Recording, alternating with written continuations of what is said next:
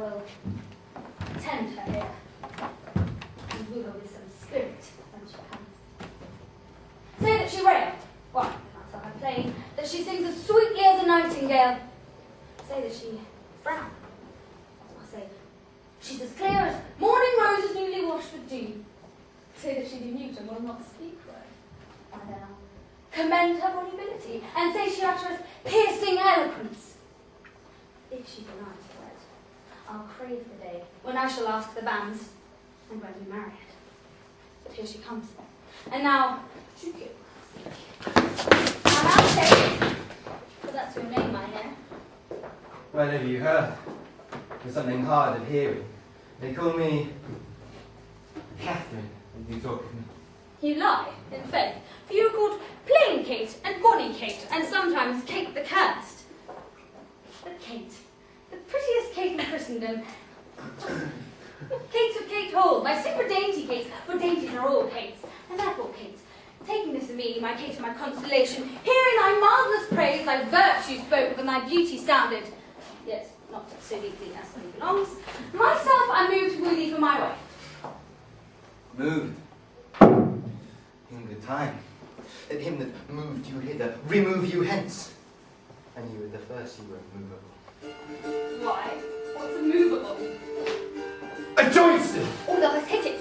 Come sit on me. Asses are made to bear, and so are you. Women are made to bear, and so are you. No such jade as you of me, you mean. Oh, alas, good Kate, I will not burden thee, for there need to be but young and light. Too light for such a swine as you to catch. And yet as heavy as my weight should be. Should buzz! Well taken, and like a buzzard. Oh, slow and turtle, shall a buzzard take thee? Aye, for a turtle as he takes a buzzard. Come, you wasp. In faith, you are too angry. If I be waspish, best beware my sting. My remedy is then to pluck it out. Aye, if the fool could find it where it Who lies. knows not where a wasp was wear his sting? In his tail. In his tongue. Whose tongue? Yours if you talk of tails, and so farewell. What? With my tongue in your tail?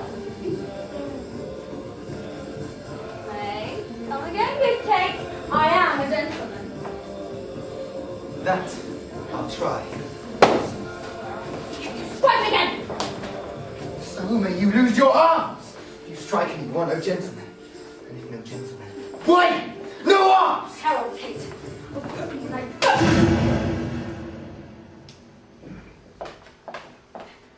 What is your crest? A coxcomb? Combless cock, so Kate will be my hen. No cock of mine, you crow too like a craven. Nay, come, Kate. You must not look so sour. 'Tis my fashion when I see a crab. Why, is no crab? There is! There is! Show it me. At a glass I would. What do you mean by face? Aye, well aimed at such a young one. Now, by St. George, I am too young for thee. But you are withered. Just what cares? I care not! Nay, Kate, in sooth you state not so. I chafe you if I tarry. Let me go! No, not a whit. I find you passing gentle. Just told me you were rough and coy and sullen, and now I find report a very liar. Pleasant, gamesome, passing courteous, but slow in speech, and sweet as springtime flowers. Why does the world report that Kate doth limp? Oh, slanderous world! Kate, like a hazel twig, is straight and slender, and brown in hue as hazelnuts, and sweeter than currants. Oh, let me see thee walk. Oh, dost not halt. Go, fool. And whom thou keepst command! Though die, and so become grove as Kate this chamber with her princely gate. Oh, be thou Dian, and let her be Kate, and let Kate be chaste, and Dian sportful. Where did you study all this goody speech? Tis extemporate from my mother wit. A witty mother. Wit the zeal's her son. Am I not wise? May her keep you warm. So I mean, sweet Kate, in thy bed. Therefore, setting all this chat aside, thus in plain terms, thy father hath consented that you shall marry me, and your dowry agreed upon. Will you, nill you, I will marry you. Nay, Kate, I am a husband for your turn, for by this light, whereby I see thy beauty that doth make me like thee well, I am here married to marry you, for I am here ready to tame you, Kate, and bring you from a wild Kate to a Kate conformable as other household Kates. Here comes thy father. Never make denial. I must and will have Catherine to my wife. And for assurance, let each one send unto his wife, and he whose wife comes first shall win the wage which we have proposed. Gentlewoman! 20 crowns. 20 crowns? I'll bet you so much on my hound or horse, but 20 times so much on my wife. Right, 100 then. Couldn't pay. A match is done. Who shall begin? That will I. Biendello, go bid thy mistress come to me. I go. Son, have your heart Bianca come. I'll have no heart. I'll bear it all myself. And now, Biendello, what news? My mistress sends you word that she is busy and she cannot come. She's busy and cannot come. Is that an answer? Aye, and a kind one too. Pray God, sir, your wife send you not a word. I hope better. Sir Biendello, go and entreat my wife and bid her come to me. Oh, entreat her then. She must needs come. I'm afraid, sir, yours will not be entreated. How now, what news? She says you have some goody jesting hands. She will not come. She bids you come to her. Come, worse and worse. Signor Dreamy. Go and get my wife and then tell her that I command her to come to me. I know her answer. What? She will not. A foul of fortune mine, and there an end. By my holy day. Here comes Katerina. What is your will, sir, that you sent for me? Here is a wonder. If you talk of a wonder. A wonder indeed. And I wonder what it poses. Bear before thee, good Petrunia. The wager thou hast won, and I will add unto their losses 20,000 crowns. Another dowry for another daughter, for she is changed, as had never been. I will bring my wager further, and show more sign of her obedience, her new built virtue and obedience. May I never have another cause to sigh till I be brought to such a silly pass. Oh, fie, what foolish duty call you this? Oh, would your duty were as foolish too? The wisdom of your duty, fair Bianca, hath cost me 100 crowns in supper But time. all the more fool you for laying on my duty. Catherine, tell these headstrong women what duty they do owe to their lords and husbands. Come, you're mocking.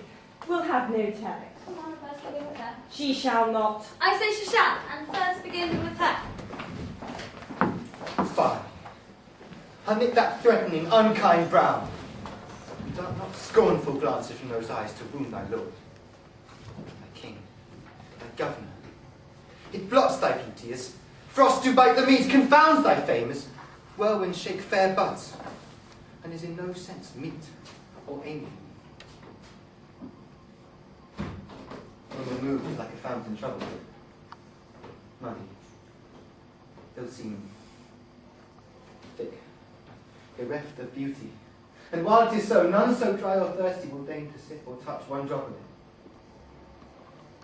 Thy husband is thy lord, thy life, thy keeper, thy head, thy sovereign, one that cares for thee. Before thy maintenance commits his body to painful labour, both by sea and land, to watch the night in storms, the day in cold, while thou liest warm at home, secure and safe, and craves no other tribute at thy hands but love, fair looks, and true obedience. Too little payment for so great a debt.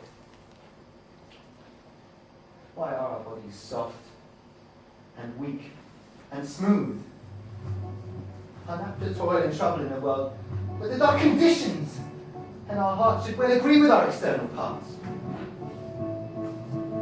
Come, you froward and unable worms. My mind hath been as big as one of yours. My heart is great, my reason haply more to bandy word for word and frown for frown. Now I see. Our lances are the straws. Our strength is weak. Our weakness past compared, it seems to be most that we indeed least are. Then veil your stomachs, where it is no boot. Place your hands below your husband's foot. His duty. If you please. My hand is ready. May it do him ease.